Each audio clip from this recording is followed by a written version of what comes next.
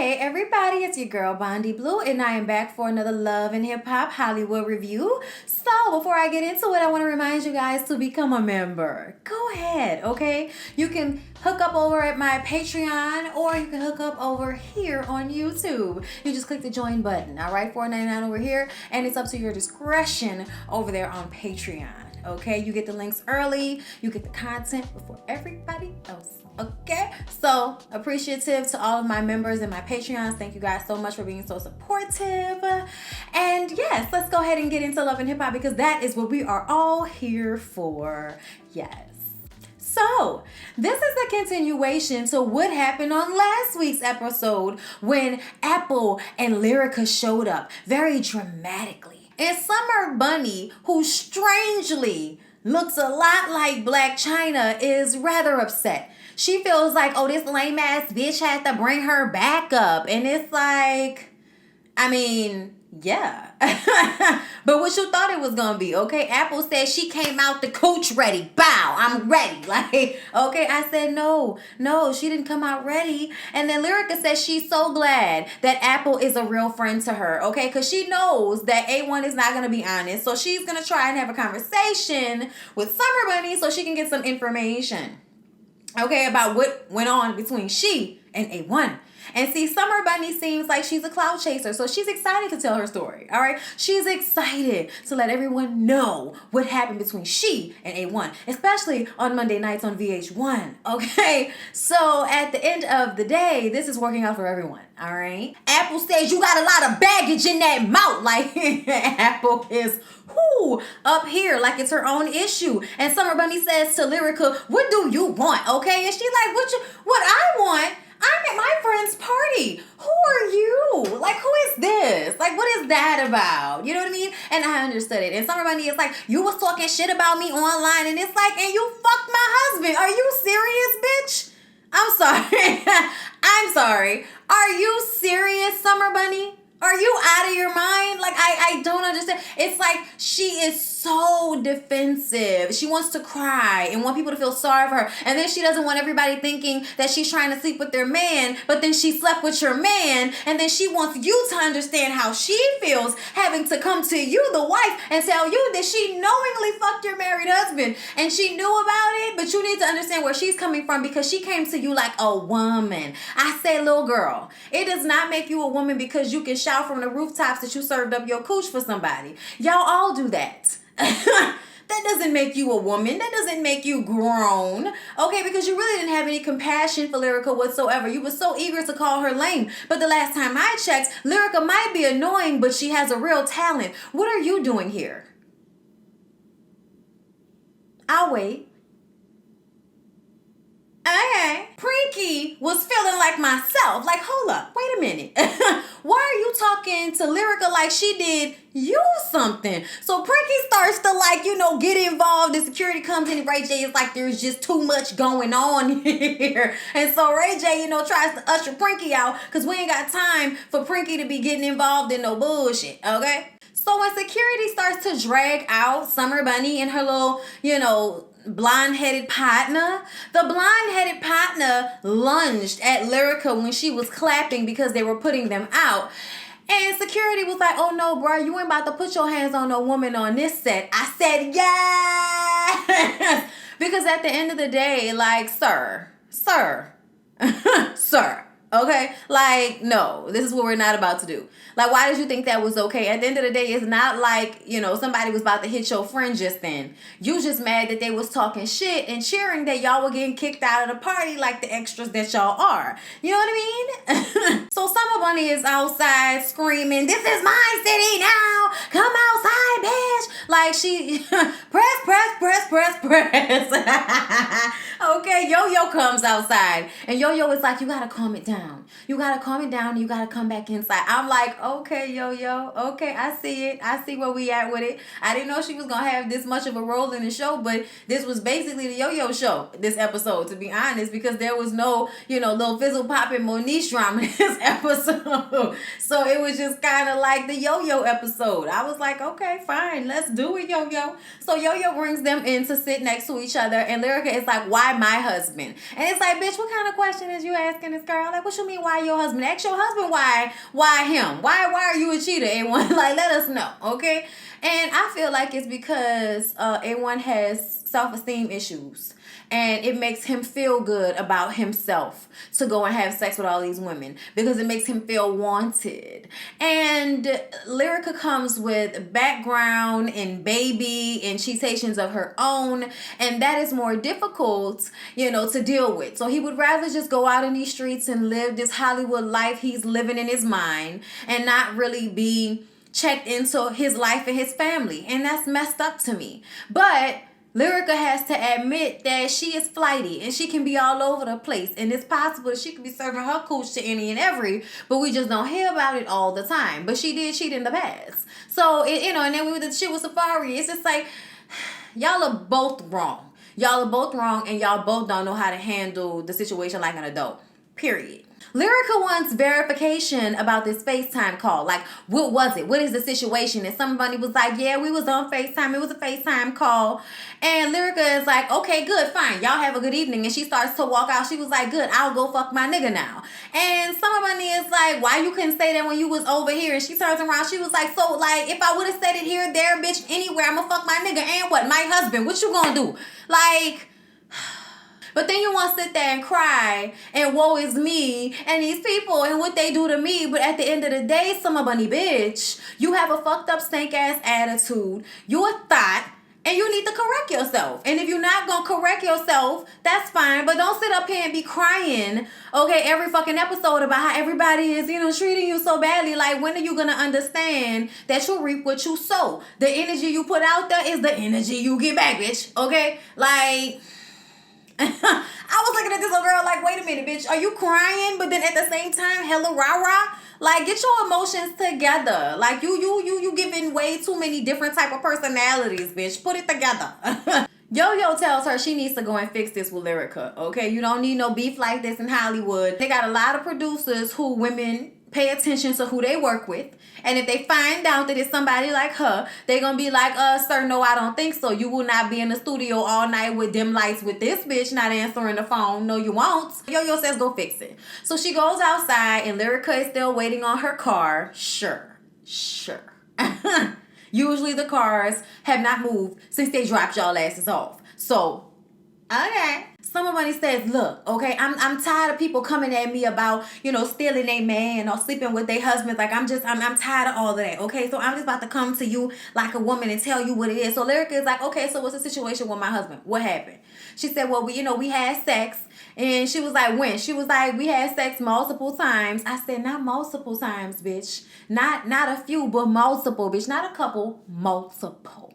I said, oh. So you're upset that people are scared or nervous or apprehensive or judgy about you doing the same shit that you're confessing to doing? Am I right? Am I correct on that? Okay. I cannot. Y'all, what y'all want me to say to this shit? Like, I'm a 31-year-old grown-ass woman. Like, what y'all want me to say to this shit? Like, I was growner than this bitch when I was her age. I don't even understand. Like, how is her brain putting this shit together? Because I cannot. Then she proceeds to go off about why is it always on her. And Lyrica says it's not all on you, okay? It's about A1. Don't get it twisted. It's about A1. But bitch, what you want me to have a happy, gratitude-like type conversation with you? Oh, thank you so much, girl, for telling me about how you slang that cooch on my husband. And she seems to think that because he hit on her first, that's all that matters. As if after he hit on her, she didn't have any other choice but to give up the cooch. And I'm just like, oh my God. Like, sis, it doesn't matter if he hit on you or you hit on him. You had sex with her husband multiple times. You're expecting her not to have an attitude, calling her lame, acting like she should be like happy and thankful and grateful that you decided to bestow upon her information that she could have already sufficed based on the way y'all rolling. See it from her perspective. Girl, if you don't go sit your little dumb ass down somewhere, like, oh, Lord, go sit down somewhere. Shit. Y'all, then, we got to go through the Nipsey Hussle tribute, y'all.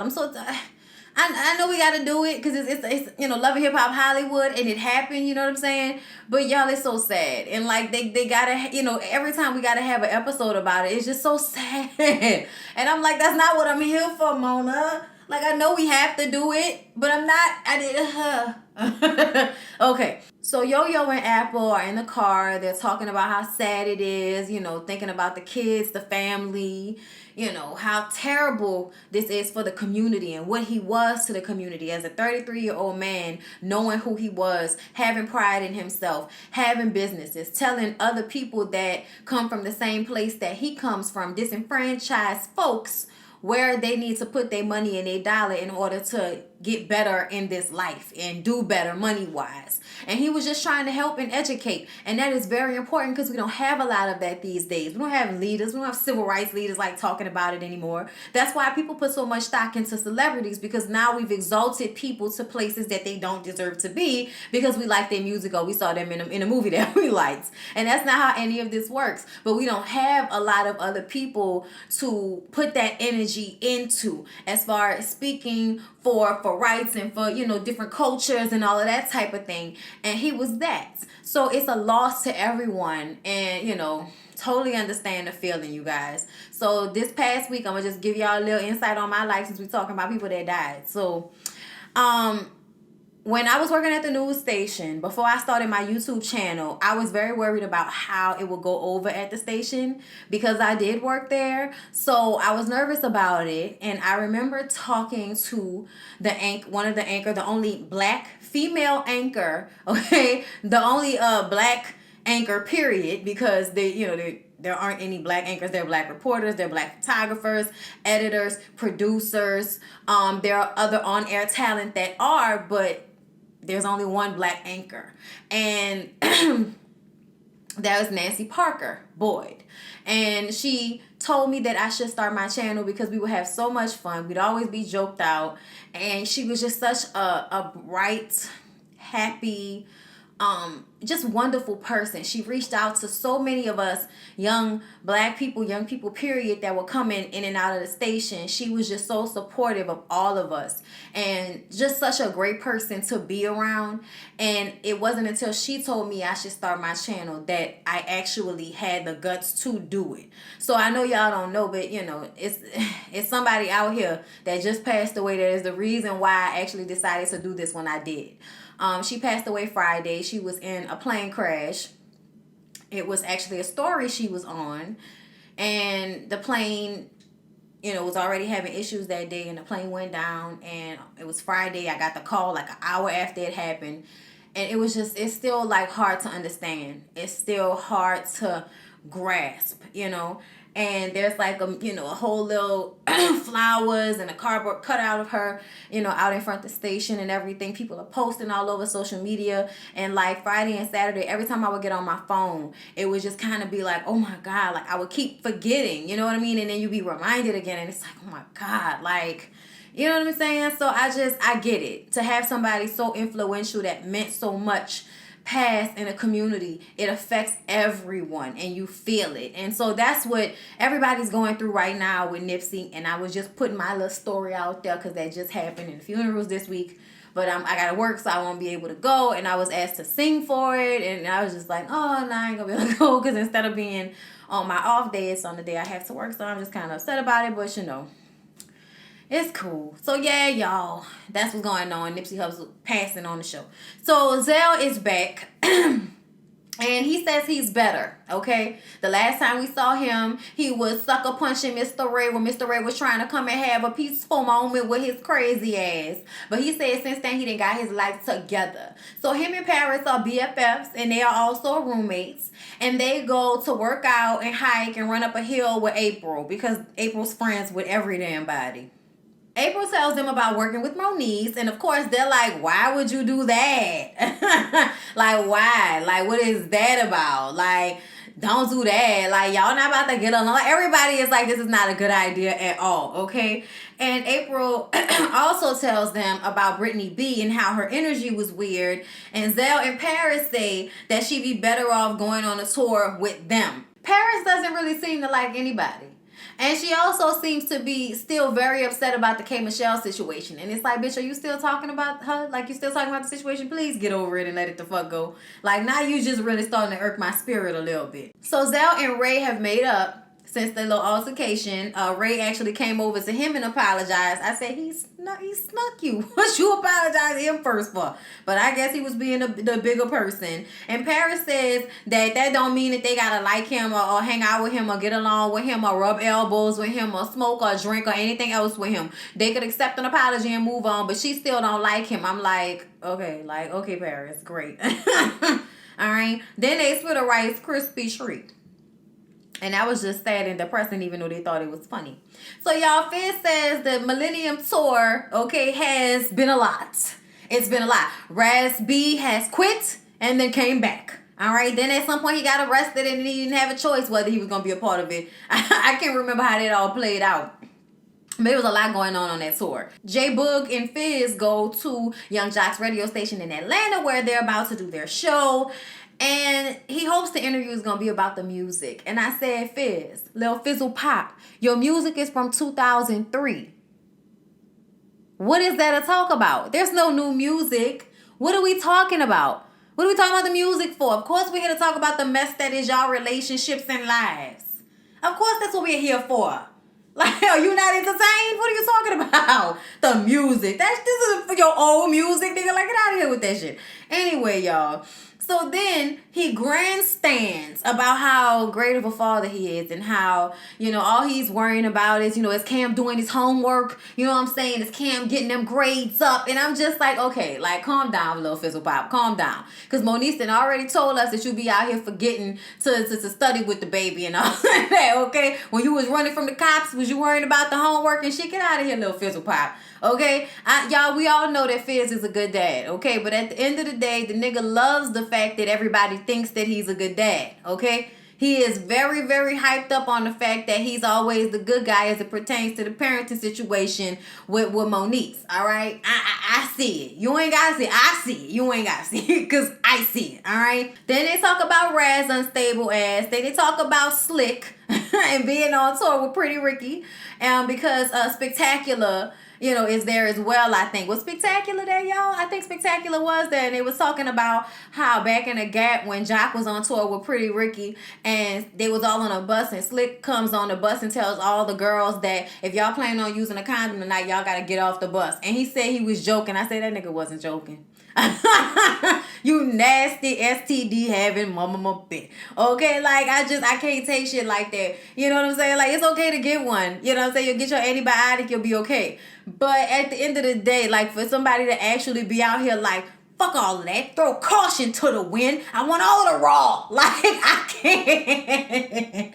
Okay, I just can't. And then they got to talk about, Nipsey, of course, because J Boog and Spectacular and Lil Fizzle Pop are all from LA and from that area. So they are abreast to Nipsey's effect on the community and the surrounding areas and the homeboys and the homegirls. And we get it. We understand. We see it.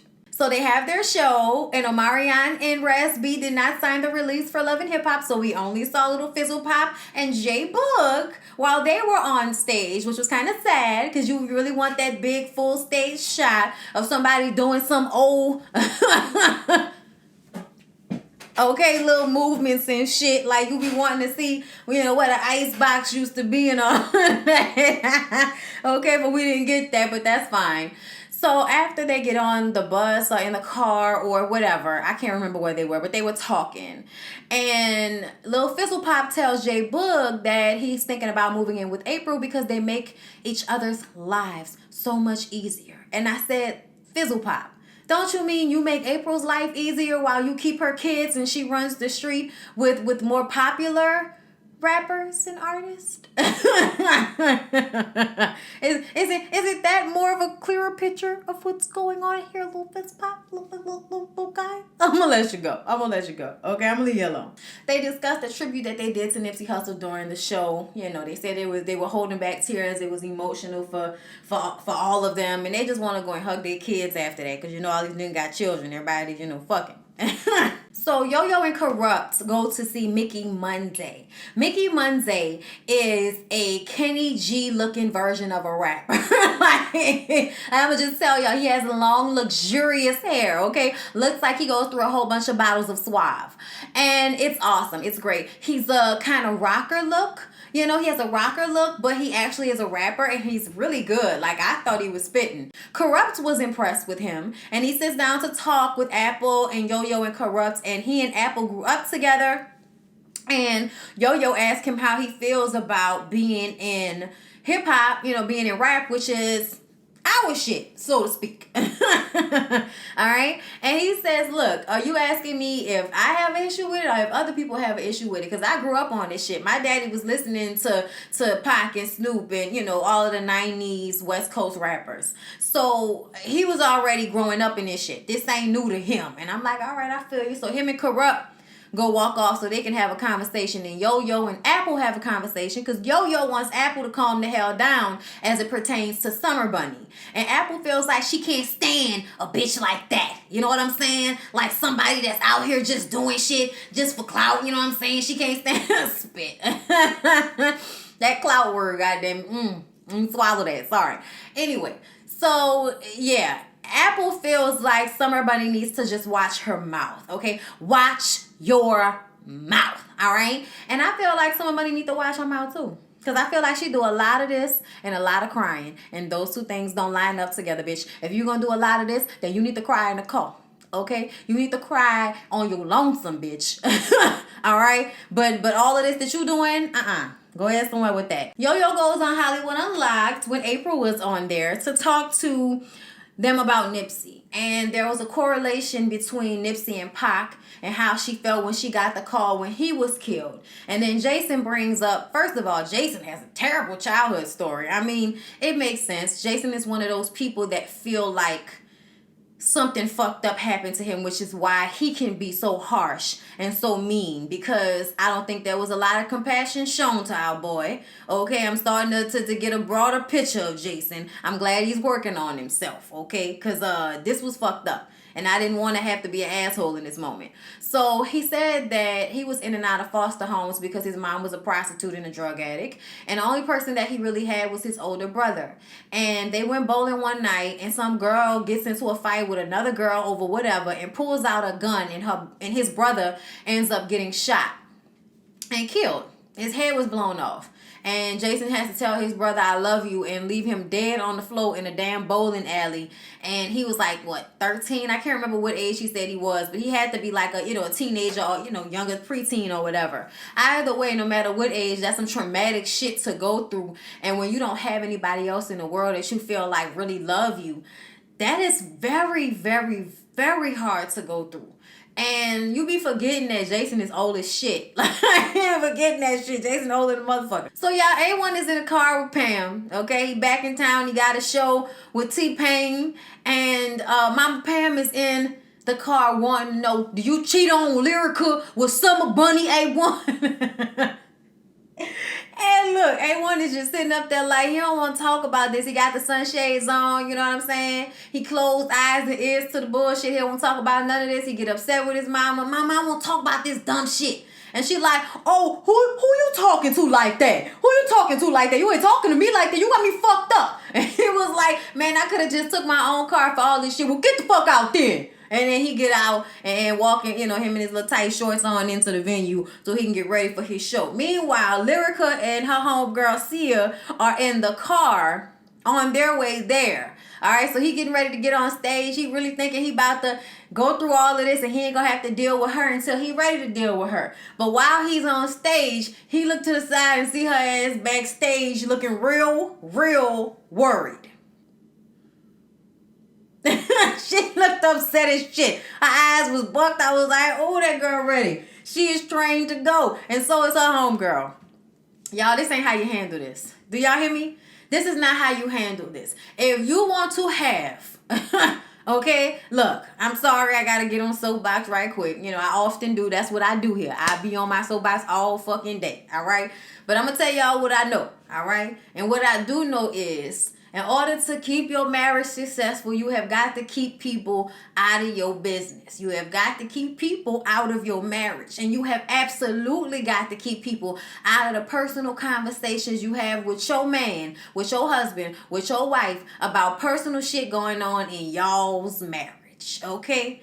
This was not the way to handle this. When A1 gets off stage, they go backstage. And Sia is like, yeah, A1, why you lying, A1? So why you can't tell the truth, A1? Because Lyrica, goes straight into it. What's up with the Summer Bunny bitch? What happened? Tell me the truth about that. And he like, look, man, this ain't fair. So he calling his security guard and his homeboy and shit. And she ain't happy about that. She don't like them because she say they hide shit for him. They lie for him and all of that. So she mad at them too. She tell them they gotta go. And then she turns around and tells Sia to leave. Now, see, the fact that you had to do that means that you should not have handled it that way. Because you had to eventually get everybody out the room so you and your dumbass husband can have a conversation. Because he's still sitting there with the... First of all, you weren't about to sit up there and talk to me with them fucking sunglasses on with this Hollywood bullshit. I'd have knocked the piss out that nigga, okay? Before we had even started talking, I'd have been mad and hit him. I'm sorry. I know I sound fucked up. I'm abusive. I'm sorry. I'm trying to work on myself. But in a situation like that, when you feel like you about to disrespect me to this level, my nigga, like, I'm sorry. I'm very, very quick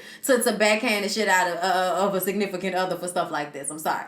But yeah, he was a complete asshole about it. She said, did you have sex with Summer Bunny? He said, did you have sex with Summer Bunny? I said, really?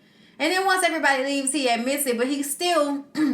You know what I'm saying? Like closed off to her, not really having a genuine conversation with her. And I don't understand. Because in one moment you acting like you care about y'all marriage and being with her. But then when you actually have the conversation with her, you're being a whole asshole out here.